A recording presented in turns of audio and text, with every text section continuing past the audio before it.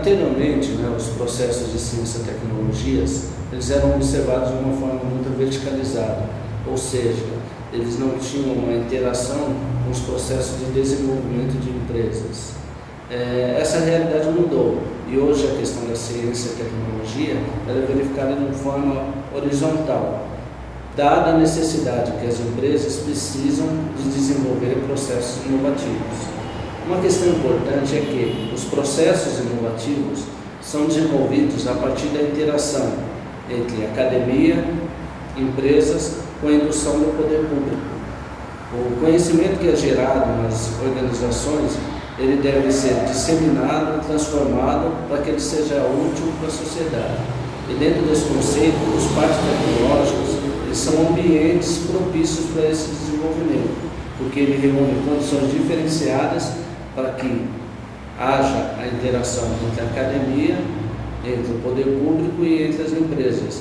Esse processo, né, de interação, ele possibilita, né, que as demandas das empresas sejam atingidas de forma rápida por ativos como incubadoras de empresas, que são locais apropriados para empresas iniciantes em bases tecnológicas, locais propícios para o desenvolvimento de pesquisa e desenvolvimento, laboratórios especializados e outros ativos que compõem a estrutura de um parque tecnológico. Os parques tecnológicos, né, eles são instrumentos, né, os parques tecnológicos, especificamente de terceira geração, que são, podemos dizer, os modelos mais avançados, eles são utilizados como instrumentos políticos. O parque tecnológico, né, ele tem uma caracterização de ser um ambiente propício, né, tem uma questão do ambiente, uma área determinada propícia para a junção de academia e empresas com a indução do poder público para transformar conhecimento em riqueza. Essa é a ideia básica do parque tecnológico. Teve um processo, né, nos idos dos anos 1970 e você teve um avanço muito forte em relação à microeletrônica. E esse processo possibilitou um aumento da capacidade de processamento e armazenamento de informações. Esse processo, né, ele efetuou e acelerou um processo de mudanças bruscas em toda a sociedade. Então, o conhecimento, né, e não a informação se tornou-se a variável-chave nesse processo. Existe uma diferenciação entre dados, conhecimentos e informações. Quando eu tenho um dado, eu não tenho um objetivo específico.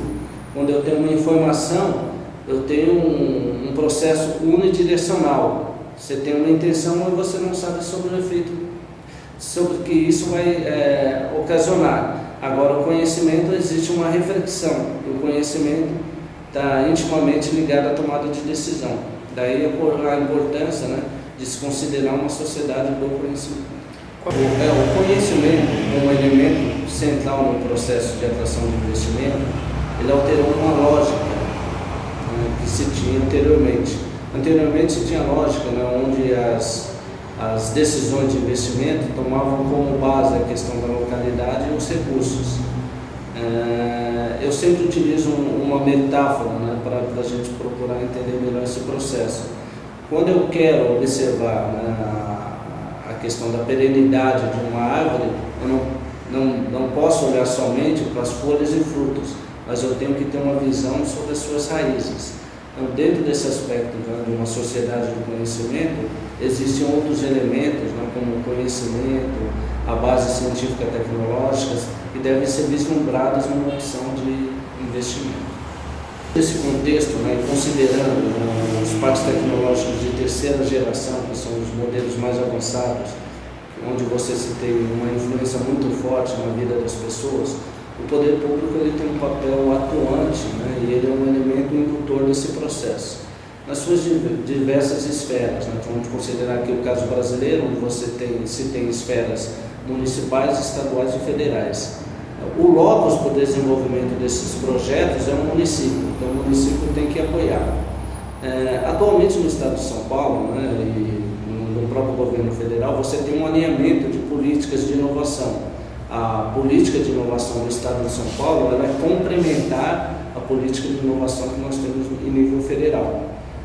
No estado de São Paulo foi instituído, a partir de um projeto da FAPESP, né, que é uma agência de fomento, um órgão dentro da Secretaria de Desenvolvimento para tratar especificamente de parques tecnológicos. Hoje nós temos 9 parques tecnológicos pré-credenciados dentro desse sistema.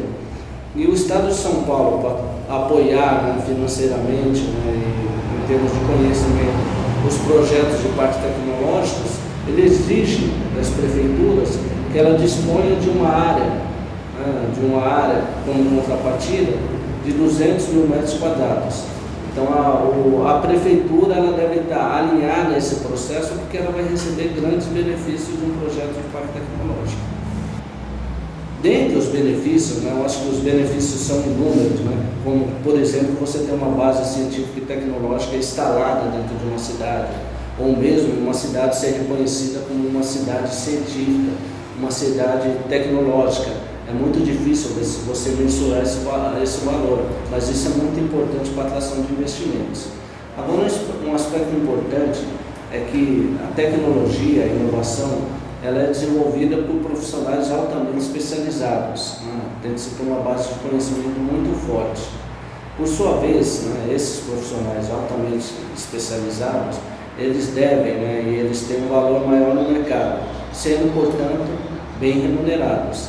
Essa condição, né, desses profissionais bem remunerados numa localidade pressupõe que esses profissionais não vão precisar tantos dos serviços públicos e, ao mesmo tempo, eles vão ter uma condição muito boa em termos de aquisição de serviços e produtos dentro de uma localidade. Esse é um aspecto muito importante quando você tem um evento como um parque tecnológico. Outra consideração importante dentro desses modelos seriam relacionados à questão das externalidades, ou seja, os efeitos que o parque tem sobre elementos indiretos, como moradia, serviços públicos. Então você tem um dinamismo econômico muito forte a partir desses projetos. Eles servem como âncoras no desenvolvimento. Dentro de uma perspectiva, a sociedade, historicamente, principalmente aqui nos países latinos, sempre chegou à questão de ciência e tecnologia de forma vertical, ou seja, seriam elementos que não faziam parte do cotidiano, do dia a dia das pessoas. A sociedade do conhecimento, a sociedade da inovação impõe que esses processos devem ser horizontais, ou seja, devem estar presentes dentro do cotidiano das empresas, porque a empresa é o loco das inovações. Então, os parques tecnológicos, eles pressupõem uma interação muito forte, né? A palavra-chave é a articulação entre empresas, academia, com poder de indução do poder público. Então, se tem um ambiente diferenciado, que oferece condições propícias para que ocorra essa transformação e o conhecimento se transforme em riqueza. Esse é um grande objetivo do Parque Tecnológico.